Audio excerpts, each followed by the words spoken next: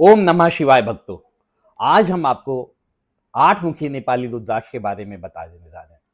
और हम आठ मुखी नेपाली रुद्राक्ष क्यों पहनते हैं और कुंडली में कैसे कॉम्बिनेशन हो कि हमें आठ मुखी रुद्राक्ष पहनने की आवश्यकता है, इसके बारे में आज हम चर्चा करेंगे आपसे। तो जैसे कि हम जानते हैं कि ये जो आठ मुखी नेपाली रुद्राक्ष होता है, इसका संचालक ग्रह राहु है। ठीक है। और इसके जो देवता हैं वो अष्ट विनायक गणेश भगवान है। इसका मतलब है कि जिन बच्चों का पढ़ाई में मन नहीं लग रहा है या माइंड में किसी भी तरह का डिस्ट्रिक्शन है, मान लीजिए उनका दिमाग गेम खेलने में लगा रहता है ना, आजकल देखिए कि कितना बच्चे गेम खेल रहे हैं, तो ये गेम और जितना भी ऑनलाइन काम है ये सब राहु रिप्रेजेंट करता है ना। यही कई तरह के डिस्ट्रिक्शन भी देता है। अच्छा, अब हम ज्योतिषी की कुछ बात करें तो जैसे मान लीजिए कि जो राहु है ना, वो सारे ग्रहों को डोमिनेट करने की क्षमता रखता है। इवन ग्रहों के राजा सूर्य को भी जब राहु सूर्य के साथ आता है तो वो ग्रहण लगा देता है, सूर्य को भी ग्रहण लगा देता है। ठीक है। अच्छा, अब देखिए कि मान लीजिए कि कुंडली में लगन में सूर्य या राहु हो या सूर्य पे राहु की दृष्टि हो। ठीक है। तो ये एक तरह का आप समझिए कि पितृ दोष भी बना देता है। अगर कुंडली में पहले पांचवें या नवे भाव पे राहु का प्रभाव हो, ठीक है, तो वो भी पितृ दोष निर्माण कर देता है। अगर सूर्य को ग्रहण लगा रहा है पहले पांचवें या नवे भाव पे, तब भी ये एक आप समझिए कि पितृ दोष का निर्माण कर देता है। इसका मतलब है पितृ दोष के निर्माण करने में राहु का बहुत बड़ा हाथ है। ठीक है। तो अब आप जानते हो कि पितृ दोष की वजह से लाइफ में बहुत सारी परेशानियां आती हैं।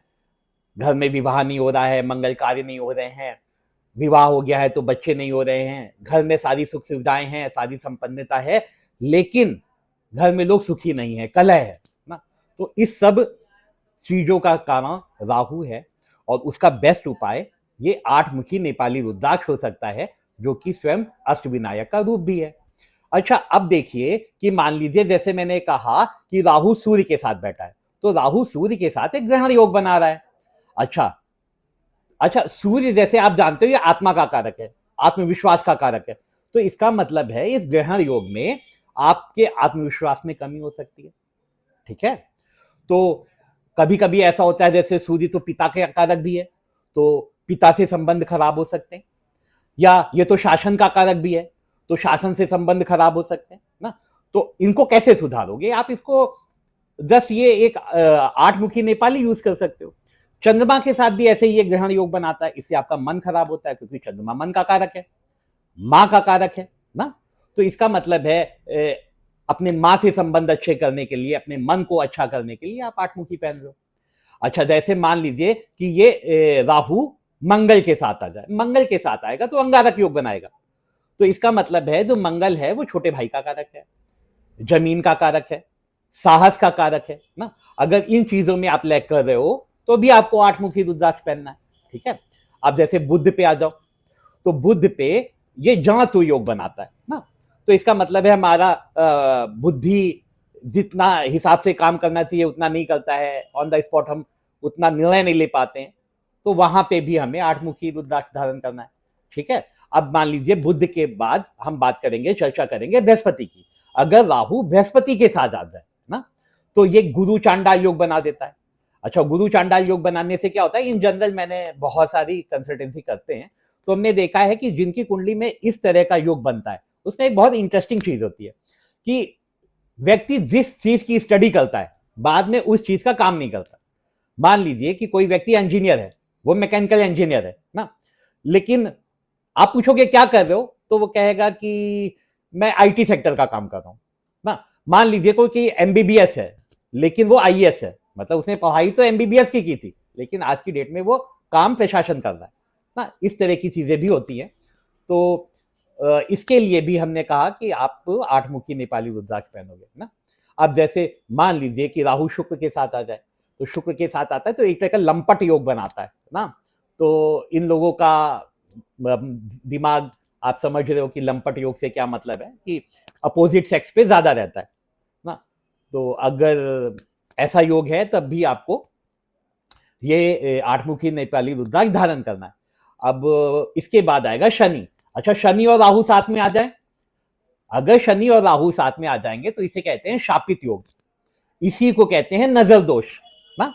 तो इसका क्या मतलब है? इसका मतलब है जब ये योग कुंडली में निर्माण होता है तो व्यक्ति को नजर लगती है ना, उसको जलने वाले लोग बहुत होते हैं और उसके ऊपर टोना टोटका तंत्र मंत्र आसानी से हो सकता है। अच्छा, अगर कुंडली में इस तरह का कोई शापित दोष है या नजर दोष है तो आपको 8 मुखी नेपाली रुद्राक्ष पहनना ही है।